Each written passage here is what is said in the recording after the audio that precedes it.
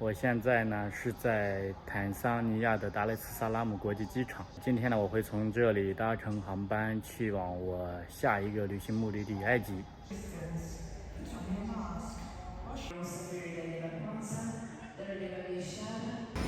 开始登机了。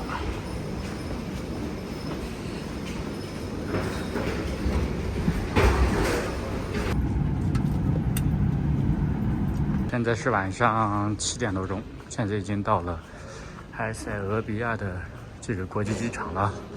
我现在要去中转，但是上面还有中文，中转去往埃及开罗的。还没到圣诞节呢，这个机场已经装点的有了一点点节日的气氛了。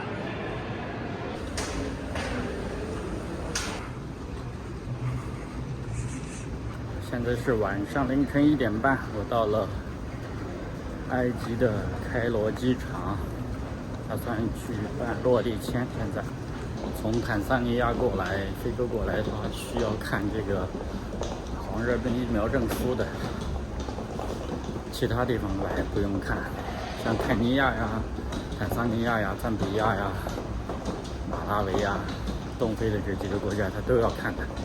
埃及这个签证有意思，直接到这银行这里买一个这个签证25美元买来，现在贴在上面就完事儿了。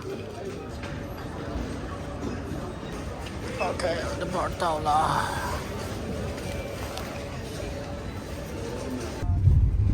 凌晨1点钟的开罗，凌晨1点半。为了避免出来到外面太多的麻烦呢，我就在机场里面，他们有预订出租车的，也相对正规一点，预订了一辆出租车，23公里过去是20美元。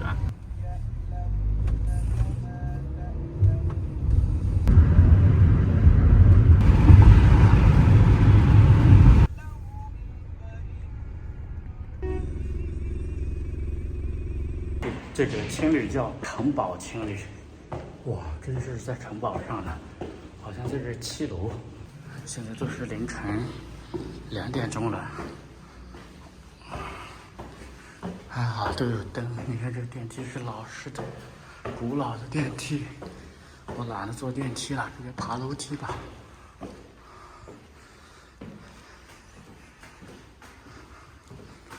刚才小哥还问我要小费，我就没有当地钱，我怎么给他小费？给了20美元，咋还问我要？哎呀妈呀，干燥，好累啊！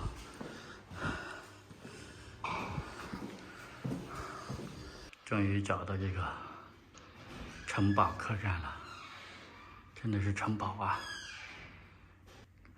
好有埃及的特色。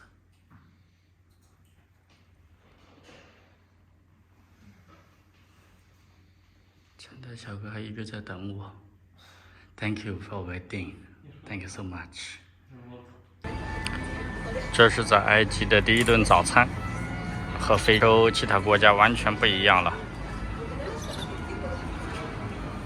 现在是早上的10点多钟，我刚才因为我起来的比较晚，然后客栈的早餐没有了，我就到外面去吃了个早餐，然后又办了一张这个当地的上网卡。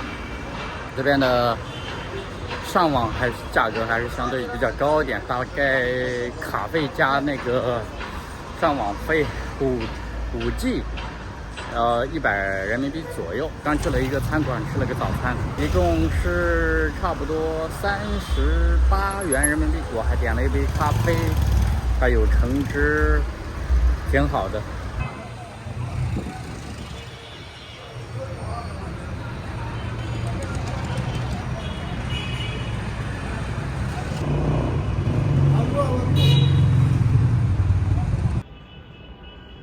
电视机接收器，还有这个线。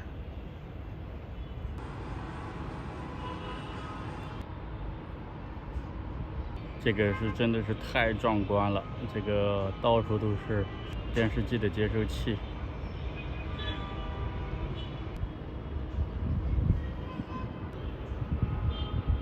这个是我所住的客栈的这个楼顶。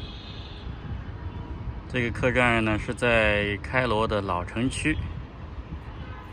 我看了很多博主的这个入境埃及的这个经验呢，他们都说是这边入境呢需要让你看一下你带的现金必须要高于$1000，但是这个事情呢，我不知道其他博主可能是因为做的这个航空公司不一样，航空公司会检查这个，但因为我做的呢是埃塞俄比亚航空的，而且我是从非洲的南部过来的，所以呢他也就没有查看我这个现金的情况。再对埃及的初印象吧，对埃及虽然我来的这个就是昨天刚到，今天就是上午出去逛了一下，办了个手机卡，但是呢就是通过昨天的入境之后看到两面路上是灯火辉煌的，所以感觉这真的是和非洲的南部国家以及东部国家的区别非常大，而且可能是昨天经过的是这个新城区，所以一切都感觉挺现代化的。那到了老城区之后呢，又是不一样的感受。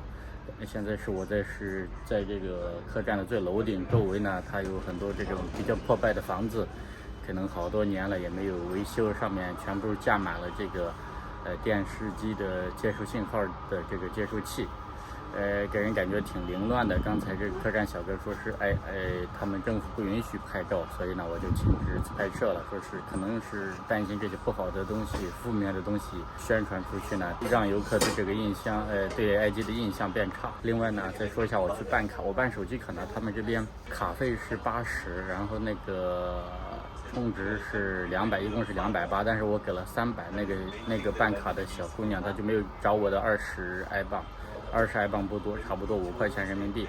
我听说过说这边一般是如果你不备零钱的话，他就不给你找。结果那姑娘还真没给我找。那我就问了一下她呢，她就不好意思的笑了一下。吃完早餐呢，也是有5埃镑，她没有找给我。所以呢，大家在这边旅行呢，就是一些尽可能的还是要备好零钱，更不要说是拿着大面额的这个美元呀啥的。那还有一点呢，就是我感受到了埃及人这边的脾气呢，就相对比较暴躁。虽然短短的半天时间，我在街上就看到有2个这个吵架的，甚至还要动手的。但是我发现在这边呢，就是大家都性格有点急躁，可以看得出来，甚至在过马路的时候争先恐后的，然后车让不让行人，行人不让车辆。说埃及是什么4大文明古国，当然这个文明已经不存在了，因为现在所居住的这边基本上都是以阿拉伯群体为主，所以原来的古埃及人的踪影几乎是找不到了。埃及塔，